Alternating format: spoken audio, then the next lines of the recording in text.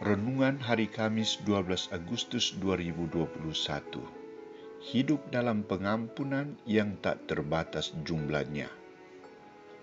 Bacaan pertama diambil dari kitab Nabi Hosea, bab 3 ayat 7 sampai 10a, ayat 11, ayat 13 sampai 17, dan bacaan Injil dari Injil Matius bab 18 ayat 21 sampai bab 19 ayat 1.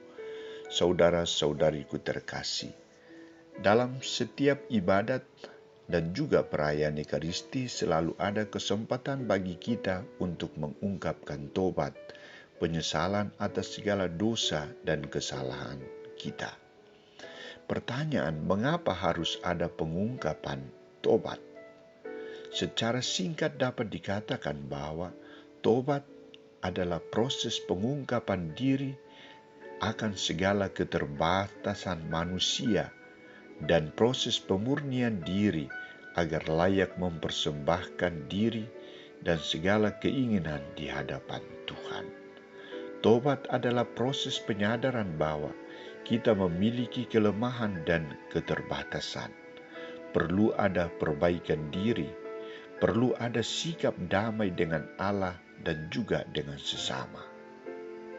Maka Yesus menganggap sikap pengampunan ini penting dalam hidup manusia dengan Allah dan sesamanya. Saudara-saudariku terkasih, mengampuni tidak selalu mudah.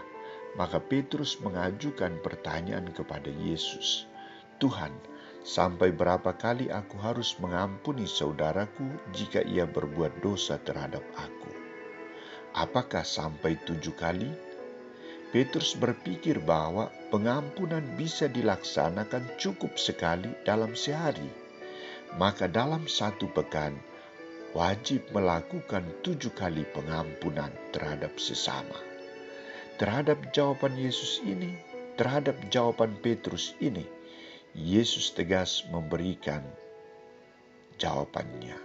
"Bukan, aku berkata kepadamu, bukan sampai 7 kali, melainkan sampai 70 kali 7 kali.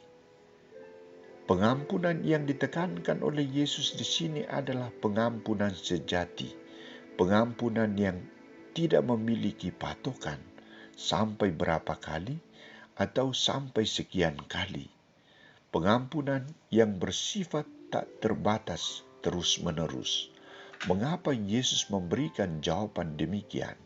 Karena Yesus tahu bahwa dalam diri manusia ada keterbatasan. Orang bersalah itu tidak ada batasnya. Manusia selalu memiliki kelemahan, ketidakberdayaan.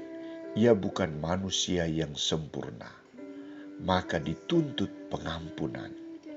Mengampuni sampai 7 kali adalah ketentuan yang tertulis dalam Taurat.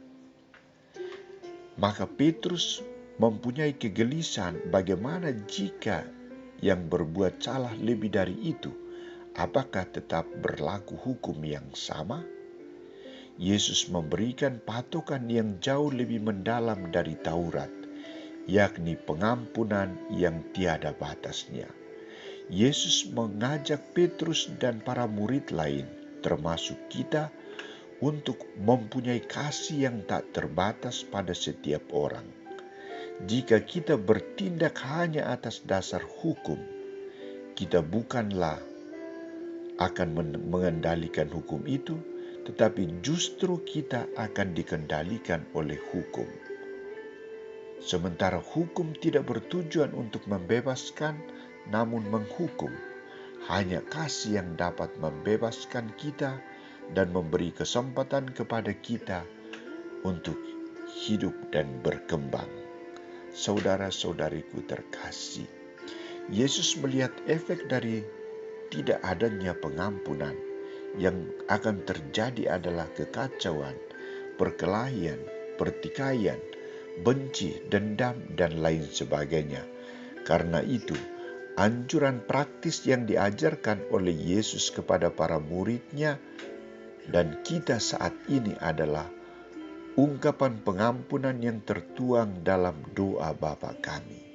Ampunilah, maka kamu pun akan diampuni. Pengampunan sifatnya timbal balik. Yesus mengharapkan kepada para pengikutnya agar tidak hanya mengharapkan pengampunan dari sesamanya, tetapi ia menuntut mereka agar pertama-tama mengampuni kesalahan sesamanya bila mereka mau hidup dalam suasana alam pengampunan. Saudara-saudariku, apakah kita sudah sampai pada tahap kesadaran ini? Mari kita memohon bimbingan Roh Kudus agar memampukan kita untuk selalu mengampuni kesalahan sesama kita.